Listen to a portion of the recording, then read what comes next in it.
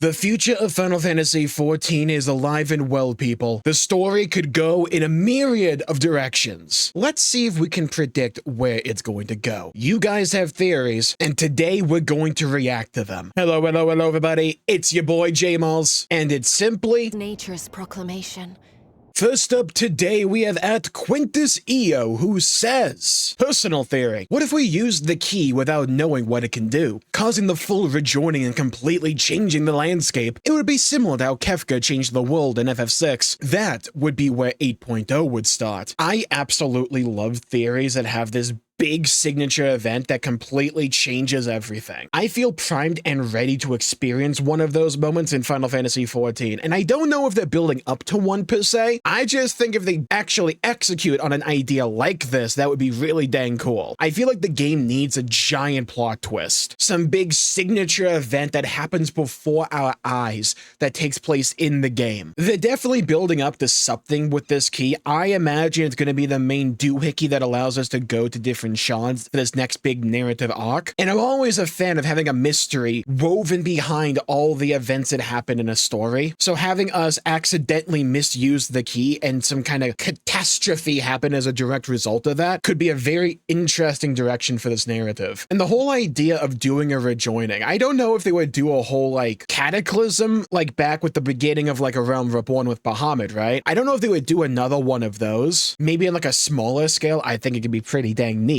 especially for world building and just overall world development. But maybe they do something like they did with Dawn Trail, where you can like take a piece of another world and essentially cut and paste, put it into Aetheris somewhere. And I imagine that's going to be a narrative device that they pull out of their hat repeatedly in this next new narrative arc. I wouldn't be surprised, and I think we've talked about this before with these theories, if one of the big things that they do is instead of necessarily going to each of these shards specifically for an entire expansion, if like Dawn Trail was a bit of a blueprint, and what we do is we go to another piece of Aetheris, another land, like maybe we go to like Hingashi or something, but because of the key or because of something that happens, a piece of another shard is transplanted to that location, and we have to deal with the consequences of that. Sure, I could see like an argument against doing something like that, that it could be a bit repetitive the second or third time they do it, but I think it's an open-ended plot device to the point where so long as the characters and the things that we deal with as a direct result of that are different enough, I don't think it would necessarily be a problem. There's a lot of interesting directions they can go with this new narrative arc. It does kind of feel as if we're building up to some kind of big transitionary event. It's not particularly new, but they have been rather secretive as to where we're going next for 8.0, outside of the fact that we know we're not going to Mirror City because Yoshi P basically said we're not going there anytime soon. And as a fan of FF6, if we do have a World of Ruin type event, oh buddy, oh like that would just be perfect fan service, especially for me, where it's like the job I want to see introduced into the game the most, and we'll get to this, is Rune Knight. I want to see Rune Knight, and if we could have like a Celes-esque character, I would be over the moon. Speaking of jobs, though, Nature's proclamation.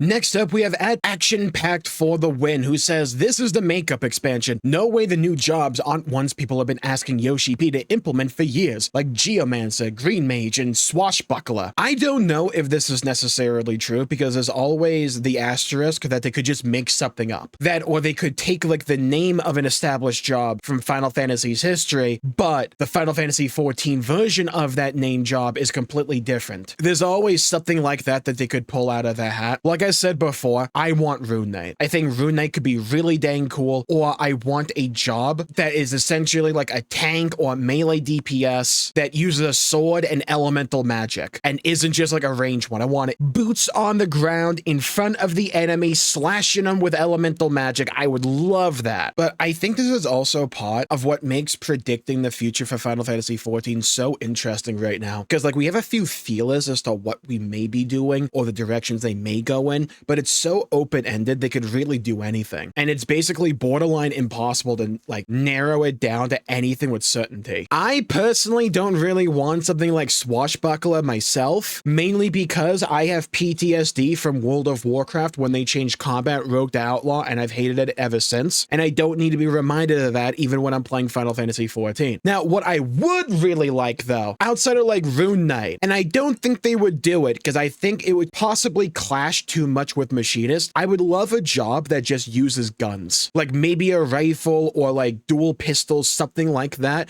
And is this because I've been watching a lot of Westerns lately and I kind of want a cowboy job? Partly so. Okay, I won't lie. It's basically 100% that, but I think it would be pretty dang cool. It's not like Final Fantasy XIV doesn't have guns in it. Heck, we have machinist. But if I had like a cowboy fantasy job in Final Fantasy XIV, I mean, heck, we basically fought a Jedi in like the Arcadian raids. Final Fantasy XIV is kind of known for its aesthetic diversity when it comes to this kind of stuff. I imagine they could make it fit. I'm just saying, I'd be playing that like day one. I would be completely down for that. Nature's proclamation. Now, this next one I'm absolutely in love with. We have at Sonochi.s, who says, not a theory per se, but the concept of Azem having some sort of future sight as a counterpart to the Warrior of Light having past sight in the Echo would be interesting and would help tie Azem to the future storylines. Also, considering the Warrior of Light has already united with Ardbert and assumed any other Azem shards from rejoined reflections, it feels very likely that more shards of Azem will be rejoined in the future. It would probably lead to the Warrior of Light getting some of Azem's abilities and stuff, though I think Azem and the Warrior of Light would never become the same character even if all the shards join. That final bit I absolutely agree with. I don't think we ever actually become Azem himself. I think they're going to continue in the direction that Azem and us are completely different characters. It's just that with a fragmented soul of Azem. But because of all the things that we have experienced, we're now like different at this point. They've kind of touched upon this with the difference in perspective between like Emmett Selk and us back in Shadowbringers, but I could see them like really leading into this with this entire storyline because, as I've said before, I do think this next big narrative arc is going to be Azem focused or Azem centric. I could easily see them doing something like this. And I mean, at this point, yeah, the Echo's really cool, right? It has been played out a little bit. It's nice for exposition dumps and all that, but if we want to make the story involving it even more interesting, I think this could be an excellent way to go about doing it. Look, if you know my channel, you know I'm a fan of Xenoblade. If the Warrior of Light just gets the Monado vision, do you remember the old special where like Jimmy Neutron and Fairly Odd Parents like had a collab? It'd be like that, but for two of my favorite things my brain has become rotted for. And this also goes back to my long-standing hope. I can't even really call it prediction because I have no hope for this, but it's just a dream of a Xenoblade collab. I really do. I don't think it's gonna happen, but I really hope we get one. I'm just saying though. Okay, besides that though, the idea of giving us some kind of future sight could be a very interesting plot device. And again, I know that is to be true because I play Xenoblade. And for Xenoblade 1, it can be used to great effect, a hint at things to come, but we don't know how we actually get there. Can you imagine like 8.0 or a main patch ending with a future vision and we're just left to stew in that for months on end? Oh, the theories that would flow. I would have content for a year and like a patch window's only 4 months. I would be so down for this because it could be such a great way to tackle the idea about how different we are compared to Azem. I don't know how likely it is that this could actually happen because the future is extremely open-ended. And who knows, maybe that would also be a theme for the storyline, but they could go in like any direction with the story going from here. I'm just saying, if this is the one they go down, I would be so down for that. It does raise an interesting question about long-running series, especially when it comes to like plot devices like the Echo. For a story that has gone on as long as Final Fantasy XIV, what elements do you consider to be fundamental to the feel of the story, and what do you consider allowing to be changed and altered going forward, or even like evolve? The Echo has been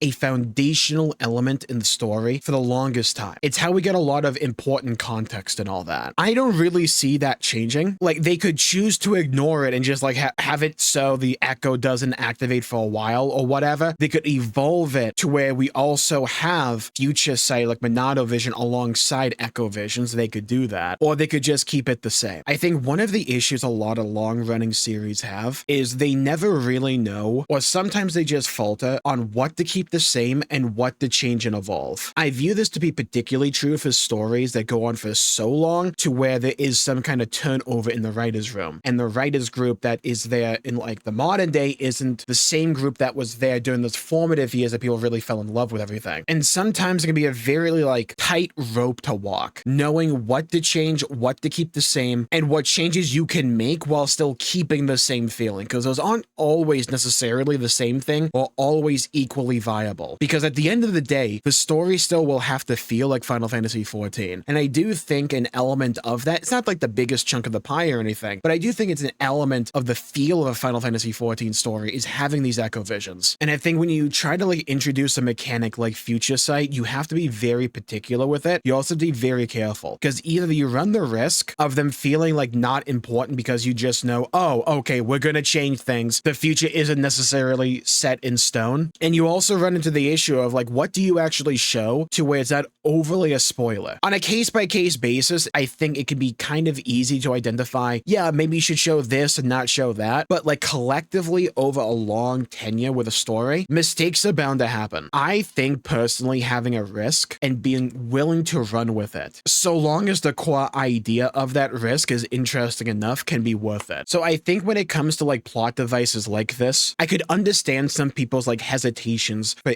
introducing an element like this. But I do think far more often than not, it's more a matter of how it's handled and how it's utilized than the actual concept itself. Now, having said that, give me Monado visions! Nature's proclamation.